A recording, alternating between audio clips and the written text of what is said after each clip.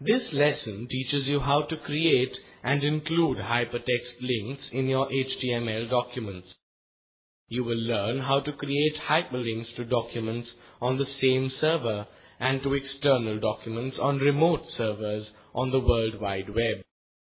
You will learn how to create hyperlinks using both text and image anchors to link to other HTML documents, image files, audio files, and video files. You also will learn how to create links to another location within the same HTML document. One of the most fundamental aspects of creating web pages with HTML is the ability to create hyperlinks. Hyperlinks allows the user to simply click on a highlighted word or image with their mouse and jump from one location to another on the web or to another location within the same web page. This powerful capability is the idea underlying hypertext and hypermedia. The ability to create hyperlinks is more fundamental than the ability to include multimedia objects in your HTML documents. Users with non-graphical web browsers can select links in web pages to navigate and explore to other web pages. In graphical browsers like Netscape, a hyperlink can be implemented using a text or an image anchor. With text anchors, a section of text is specially highlighted to indicate that it is a hyperlink. This text is usually underlined and blue in color. Alternately, an image or icon may be highlighted to serve as the hyperlink. The image anchors are usually framed in blue.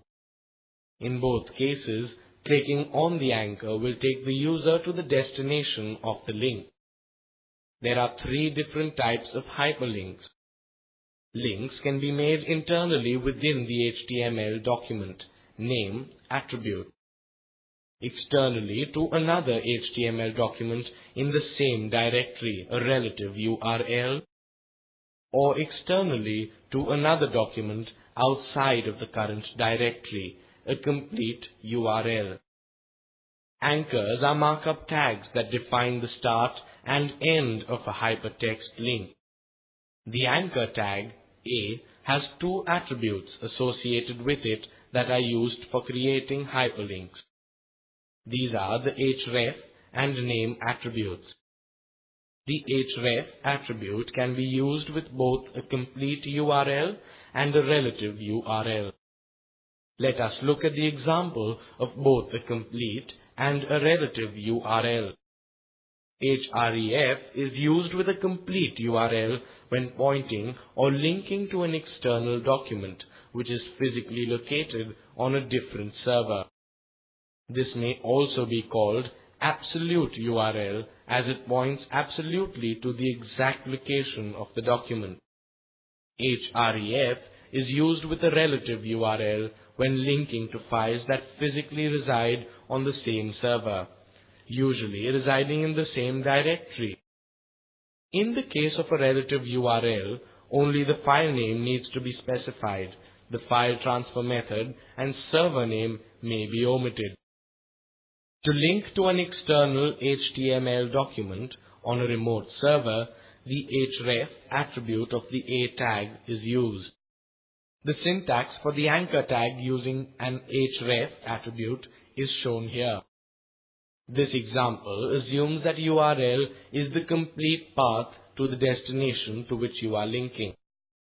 Click here is the text in the browser on which the user clicks. Most browsers will display click here as underlined and blue. After the first access of the link will change to purple or user or system defined color to indicate that the link has been traversed. It is recommended that you keep HTML, GIF and other files that are related to a website specific URL in the same directory. In this case, you only need to provide the name of that file in the link. This is referred to as using a relative URL. You do not need to provide the server name or even all the path information when using relative URLs. The complete URL not only provides the name of the document that you are creating a link to, but also the name of the server on which it resides. When preparing the links between documents for your website, you do not need to specify the complete URL. In fact, good HTML authoring style suggests that you should not provide the complete URL. While moving your web pages from one server to another, and you have hard-coded the complete URL into your HTML documents, you will be required to manually edit your HTML source code to change URL references to reflect the name of the new web server and directory path. In a graphical browser like Netscape, an anchor can be either text or an image.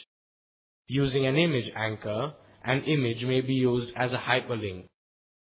Now you may use icons or graphics representing buttons to hyperlink users to new destinations. The second type of anchor attribute is the name attribute. This is used when you want to link to a specific location within a document, as opposed to a link to another hypertext document or file on the web.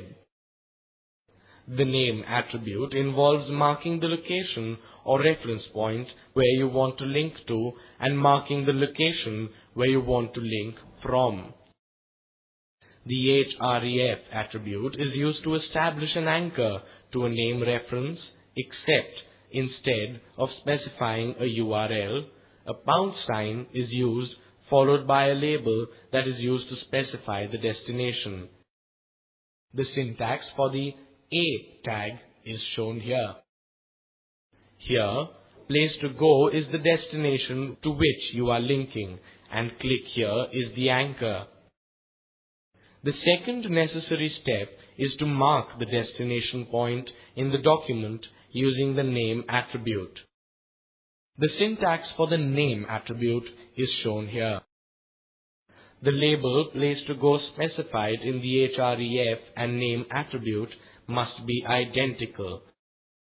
It is also case sensitive.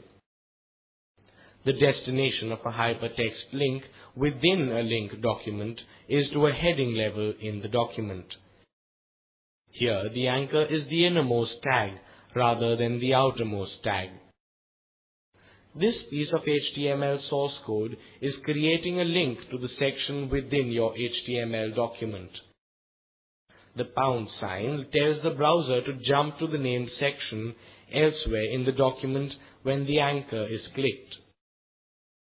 The target is the point in the HTML document to which you want to jump and have displayed. Let us see an example where the browser would search for HTML source until it found the HTML label referenced in the calling tag. If you want to link to a specified location in another document, the same basic syntax is used.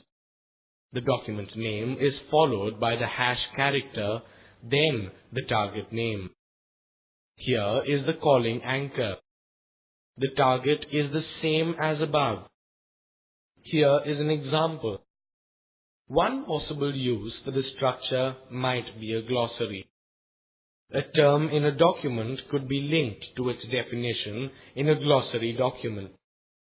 It would also work in a table of contents, a reference guide, or any other application when you would like to get the maximum benefit of the hypertext environment. So far, we've only linked to web-based resources, in other words, only to HTML pages. It is possible to create links to other internet resources such as FTP servers. There is no real difference between these links and the links to HTML pages. The only change is in the URL. As you know, the URL consists of two parts. The first part identifies the type of resource which helps the server know which port to use. The second part of the URL identifies the location of the resource on the internet, like the path name of the file on your computer. In the URL, the FTP declares this to be a request of an FTP server. and ftp.steam.com/downloads/fictitious.exe gives the server name and path to a specific file. Therefore, we can create a hyperlink from our page to this file as shown.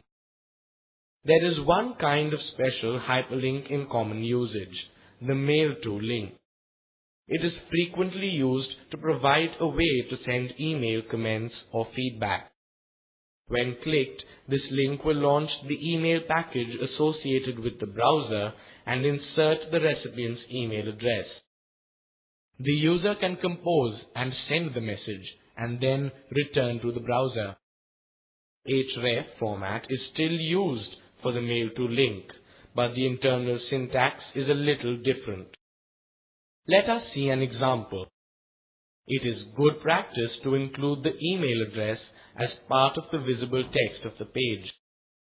In the event that the link doesn't work or the browser does not have an email application associated with it, the user can still easily record the address for later use.